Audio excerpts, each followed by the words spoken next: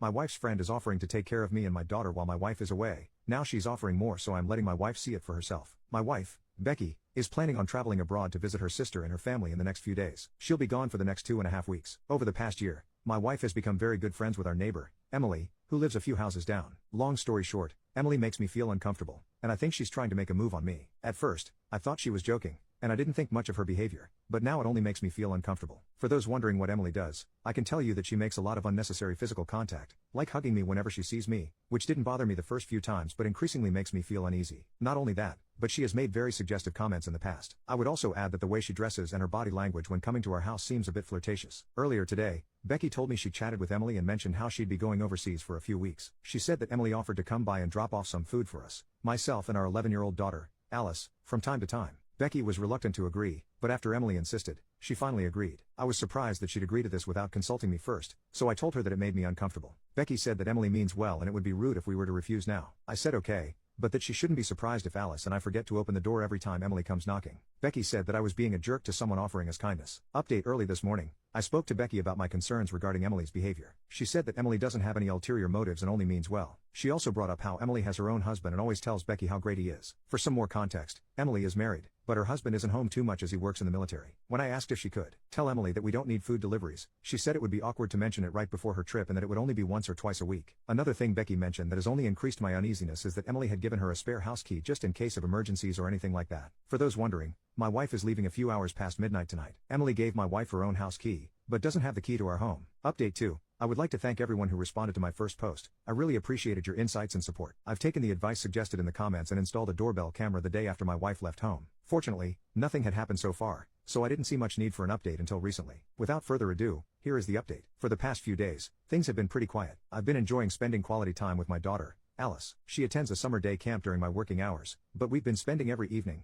and the past weekend, together watching movies, going on walks, playing video games, etc. My wife, Becky, had planned on teaching Alice how to cook this summer, but since that is yet to occur, I've taken the opportunity. I think Alice is a natural. She picks up instructions quickly, and we've been having a lot of fun. The day before yesterday, our neighbor, Emily, came to drop off some food as she had told Becky she would. I did open the door as I decided to just accept once, to be polite, but I let her know that she didn't need to worry herself with any other deliveries as my daughter and I would be cooking. She was acting normally, until the very end where she said something along the lines of, "If there is anything else I can do for you, please let me know." She said it in a very flirtatious tone. I thanked her and told her that I appreciated the gesture but reiterated that we would be able to manage on our own. She then said, "Well, if you ever crave anything else, just let me know." Just think of it as a substitute for Becky. This made me feel a bit uncomfortable, mainly because of the tone she said it in. The next morning, yesterday, Alice and I were rushing to get to camp and work. Emily popped out from nowhere and started telling me how her driveway was being resurfaced, and she needed somewhere to put her car for the next few days. She asked if she could place it on our driveway, and I agreed, as Alice and I were in a rush, and because she dropped off food the previous night. As I was driving away, I was mentally kicking myself, as now she'd have a reason to hang around our house. Later that day, I was home doing some chores in our garage when Emily pulled up in her car, mentioning again how her driveway was being resurfaced. I could see that it was indeed the case. We had a bit of small talk, but at some point, she went into a tirade about her husband. She shared how she sometimes felt unappreciated by him sometimes and how they don't get to spend time together. I didn't say too much during this, only that I felt sorry she felt that way. I glanced at my phone and then pretended that Alice was texting me to come pick her up.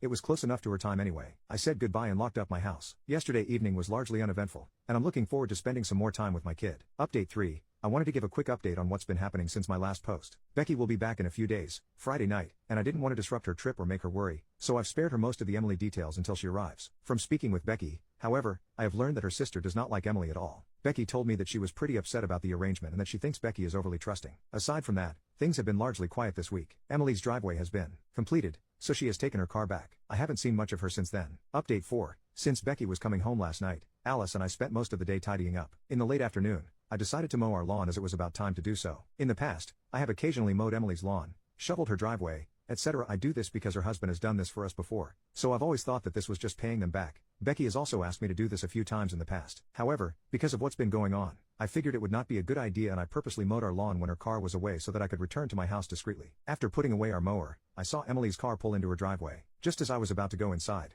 she called out to me. She asked when Becky would be back. I told her that Becky's flight was scheduled to arrive tonight, and she seemed happy about that. It was a humid day, and I was sweating a bit. She mentioned that I looked hot, may not have meant it that way, but with her, I never know, and suggested that Alice and I should drop by for drinks. I thanked her for the offer but explained that I couldn't, and the conversation mostly ended there. Becky arrived home last night, a few hours after midnight, and was very exhausted from her flight. After I brought her some food, We were only able to talk a bit about her trip before she went to bed. I planned on discussing Emily and showing her the video the next day once she had rested, but she was still asleep in the morning, and I had to run errands. This is where things got complicated. After finishing my errands, I went home to spend time with Becky and tell her about the video. When I got home, Alice had already gone out with her friends, so it was just Becky and me. Becky seemed upset, so I asked her what was wrong. She told me that after waking up, she received a text from Emily welcoming her back and inviting her over. Becky agreed and went to Emily's house. She noticed that Emily's living room was messier than usual, but what bothered her more was a pair of men's exercise shorts on the sofa. They looked identical to a pair I had. I say had because those shorts went missing about a month ago. There was also what Becky thought was a condom wrapper on the floor next to it. During their conversation,